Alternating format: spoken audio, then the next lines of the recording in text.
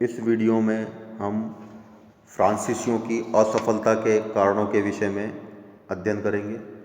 भारत में फ्रांसीसियों की असफलता के विभिन्न कारण थे, किंतु कुछ परिस्थितियां ऐसी होती हैं अथवा ऐसी परिस्थितियां बन जाती हैं जिन पर मानव प्रयत्नों का कोई प्रभाव नहीं पड़ता है।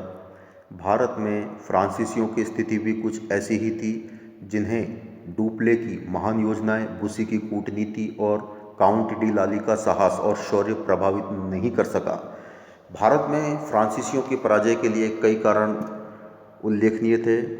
अब उनका क्रमवार अध्ययन करेंगे तो हम सबसे पहले लेते हैं अंग्रेज़ कंपनी की श्रेष्ठता। भारत में अंग्रेज़ कंपनी की श्रेष्ठता फ्रांसीसियों की पराजय का कारण बनी। अंग्रेज़ कंपनी एक स्वतंत्र व्यापारिक कंपनी थी। साधारण स्थिति में राज्य की ओर से कोई हस्तक्षेप नहीं किया जा सकता था, न किया जाता था, जबकि फ्रांसीसी कंपनी एक सरकारी कंपनी थी।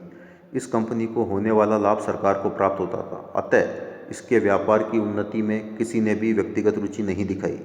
इसलिए फ्रांसीसी कंपनी की आर्थिक स्थिति सदैव खराब रहती थी।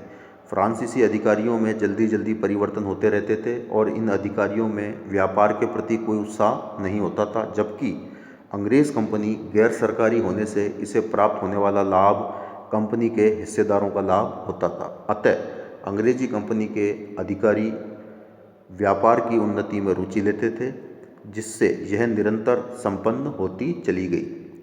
इस प्रकार फ्रांसीसी कंपनी की तुलना में ब्रिटिश कंपनी की स्थिति श्रेष्ठ थी। दूसरे कारण के रूप में हम लेते हैं भारत की ओर अपर्याप्त ध्यान। फ्रांस ने भारत में साम्राज्य स्थापना के कार्य को इतना महत्व नहीं दिया जितना अमेरिका में साम्राज्य स्थापना को महत्व दिया था। इस समय फ्रांस की विदेशी नीति का लक्ष्य यूरोप में प्रभुत्व स्थापित करके फ्रांस के लिए प्राकृतिक सीमा प्राप्त करना था। फ्रांस की आंखें इस समय अमेरिकी उपनिवेशों पर लगी हुई थीं।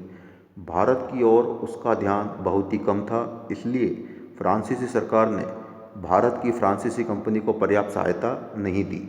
कंपनी को सरकार से सहायता न मिलने पर उसका पंगु हो जाना तो स्वाभाविक ही था, जबकि ब्रिटिश कंपनी को किसी की सहायता की आवश्यकता नहीं थी, बल्कि वह स्वयं ही अपने पैरों पर खड़ी हुई थी।